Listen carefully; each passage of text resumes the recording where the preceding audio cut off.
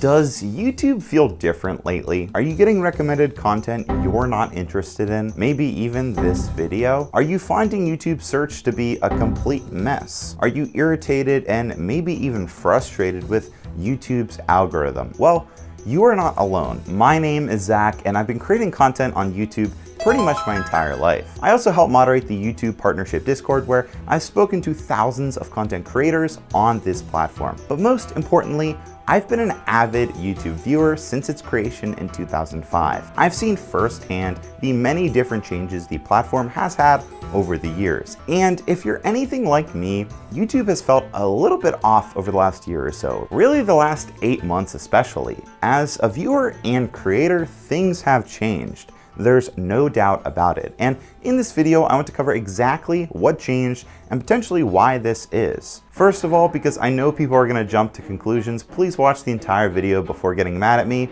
Then when you're finished, feel free to be mad at me. Secondly, no, I don't think YouTube is dying, which I feel is a question asked every year all the time. And no, I don't think YouTube as a platform is dying. Throughout history, YouTube has had ups and downs. Plus, your own relationships with different social media platforms can change throughout time too, so that can heavily play a role in how you view a platform. For example, there's no denying with TikTok's massive growth, many of us have either jumped ship to TikTok entirely or split their time on both platforms. But more on that later. Let's talk about the meat and potatoes. First, YouTube's search function, YouTube's most basic function. While people all over Reddit and the internet are complaining about search lately, and I agree, it seems to have gotten worse over the last year or so. You search for something, there's a carousel of shorts, and often after only providing a few sets of answers, it gives you a people also watched and a for you section. This wouldn't be terribly bad if it was far down the page or on page 2 or something, but sometimes after only showing a few results, it's providing us with these suggestions. And when I say people are complaining about it, I mean it. People are super upset. Just check out the YouTube subreddit or even Twitter. Tons of posts from people complaining. Next, we have to talk about YouTube Shorts on the homepage. Listen, YouTube, I don't really watch Shorts on my desktop. If I wanted to, I would click the Shorts tab here. Why take up all this real estate for regular videos to put Shorts here? I do not understand it. Why is YouTube pushing Shorts down our throats?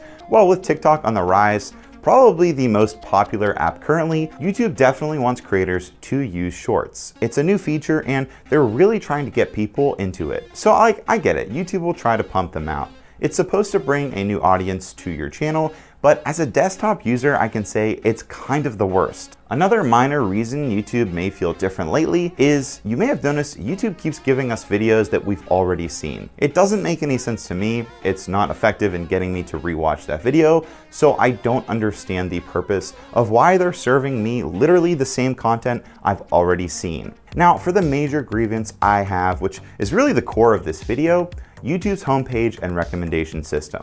You're probably here because you got this video recommended to you on your homepage, right?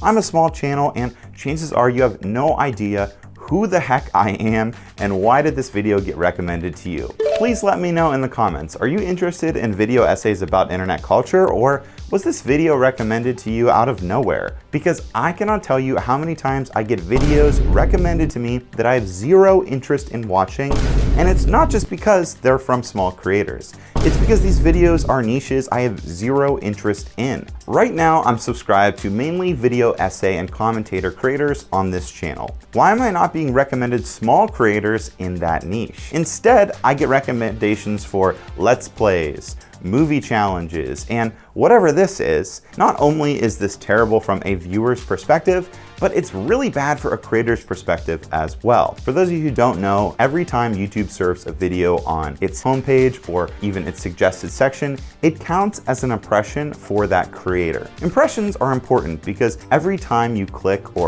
on a video, it affects a video's click-through rate. A click-through rate is the number of clicks divided by total impressions times 100. So generally speaking, if a video has a lower click-through rate or CTR, it is a bad thing. You want a high CTR.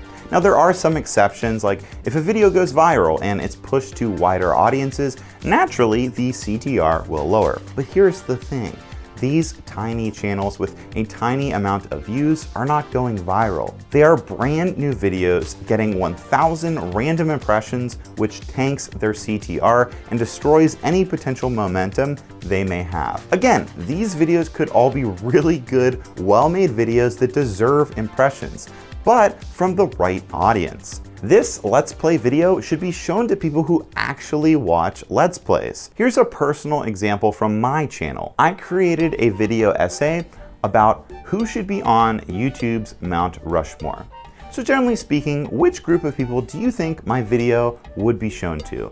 A younger audience, ages 18 to 35, users or viewers who enjoy video essays, YouTuber lore, and internet history, or B, an older audience who knows nothing about YouTube and YouTuber lore? Well, if you guessed A, you are wrong. YouTube chose to give me thousands of impressions from viewers out of my target demographic. How do I know this? Well, two ways. First, look at the analytics. From July 16th through the 22nd, look at those demographics. That's solid. That's my target demographic, ages 18 to 34. The day YouTube chose to give me 34,000 impressions, look at the demographics.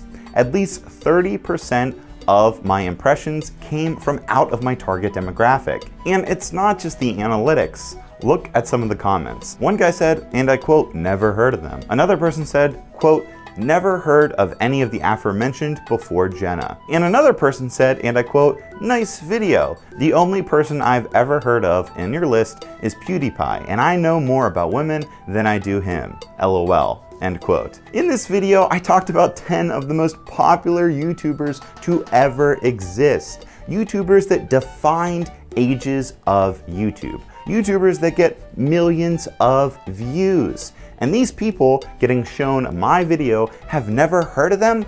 What the f? How is that even possible? How did YouTube find the 30,000 people on the platform that don't know who these creators are and chose to show the video to them? Now, I'm not saying testing new videos to new audiences is a bad thing. Creators want that, and viewers want that too, believe it or not. A lot of viewers don't know that they might be interested in a certain type of content. And I did receive many nice comments that day when the video did have its mini explosion. But there's a balance. I used to have a real estate education channel called Real Estate License Wizard. I grew the channel completely by myself to 60,000 subscribers, and here's what the ad revenue and stats looked like. Pretty damn good. I pretty much nailed down that niche, and I figured out the exact target demographic, and I created content for that target demographic. The impressions I was getting when I started that channel were from qualified viewers, people within my target demographic. YouTube found out what my videos were quickly, and I blew up fast, relatively speaking. But that was a few years ago, and now there's no denying that things have changed. In my opinion, I would rather get 1,000 impressions from people in my target demographic than 10,000 from people who will have no idea what I'm talking about in the video. And I know what many of you are going to say. This is a good thing. YouTube is recommending small channels, because in the past, YouTube was typically bad at promoting smaller channels, and I completely agree. This is a really good first step, but it needs to be tweaked. As a viewer, show me small creators with a channel in the appropriate niche. And as a creator, show my content to the appropriate niche. It seems like a win-win for everyone. So I said in the beginning, I have explanations to why YouTube feels different nowadays and why all these issues have occurred, and this is it. YouTube has adjusted its algorithm. Sort of. I know. Hold up. If you know anything about the quote-unquote algorithm, you probably want to click off this video because the algorithm is just technically people. But please, hear me out. Tom Scott did a fantastic video on the YouTube algorithm 6 years ago that explains how the algorithm uses machine learning to dictate how videos are promoted on the website.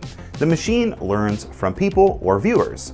YouTube does not control that, but YouTube can and does change something else. The framework that decides whether a video is good or bad and how a video is showcased. The algorithm is a black box. No one knows what it's doing. All YouTube can do is change the feedback it's getting, change the signals that say this is good or this is bad. YouTube can and has changed the signals and where the signals come from in the past. You know, changes are happening all the time because we're always trying to get better about giving people the right content that they're going to find satisfying. The Creator Inside channel, which is run by YouTube's tech team, has explained and been open about this in the past. Throughout YouTube's history, it has adjusted the homepage a bunch, added and taken away features, and even introduced a satisfaction metric. And the same thing applies right now. They added shorts and clearly are trying to give newer channels more impressions. That's not viewers or random people. That's YouTube deciding it. Right now, I have 10 recommended videos showcased on my homepage.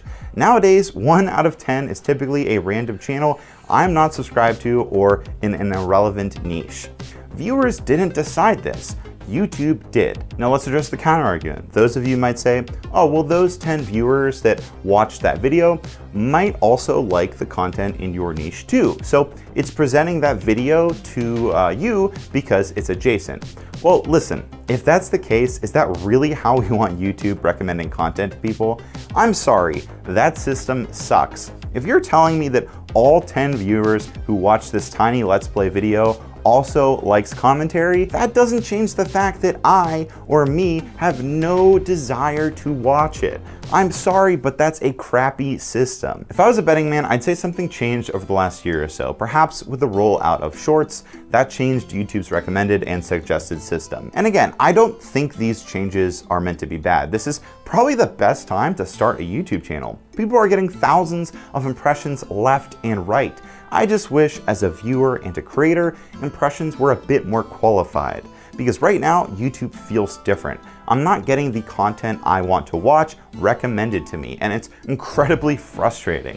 I'd love for YouTube to look at my top 10 view channels for the month and recommend new channels in those niches. For example, Spotify has a unique content discovery system. They have multiple discovery tabs where you can pick and choose what content you want recommended to you. They have a section based on your recent listening, a section for picks for you, typically a few sections that has music that you already listen to, newer stuff, older stuff, different years, genre, or even what your friends are listening to. Why can't YouTube's homepage have a system like that? I don't know, maybe a what Nikki Jakey viewers also watch section. Maybe a based on your recent viewing section with a mix of your favorite content creators and new creators in that niche. Maybe an essay commentary channel section or a Let's Play section if you're into that. I don't know, as someone who has watched YouTube for years, I just feel the possibilities are endless for YouTube to improve its system, and I'm not sure they're going about it the right way. And in return, YouTube feels different. And I have a feeling I'm not alone in this, or maybe I am.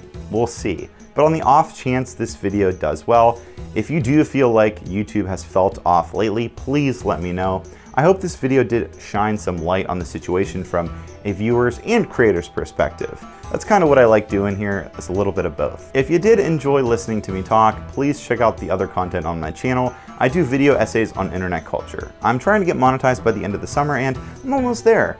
So any engagement helps. Thanks, until next time.